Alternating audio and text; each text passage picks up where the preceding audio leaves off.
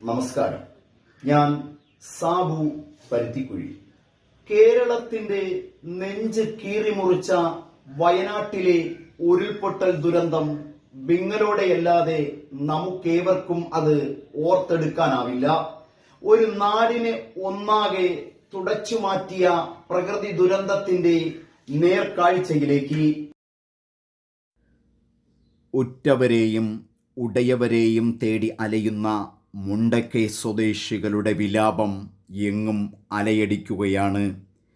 ആശുപത്രികളിലും ദുരിതാശ്വാസ ക്യാമ്പുകളിലും പ്രിയപ്പെട്ടവരെ അന്വേഷിക്കുമ്പോൾ എവിടെയെങ്കിലും അവർ സുരക്ഷിതരായി ഇരിക്കുന്നു എന്നുള്ള പ്രതീക്ഷയിലാണ് എല്ലാവരും.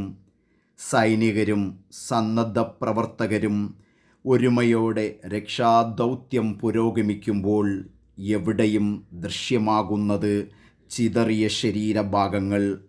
കുറ്റൻ പാറകൾക്കിടയിലും മണ്ണിനടിയിലും ജീവൻ്റെ തുടിപ്പ് ഉണ്ടാകുമെന്നുള്ള പ്രതീക്ഷ കൈവിടുന്നില്ല രക്ഷാപ്രവർത്തകർ.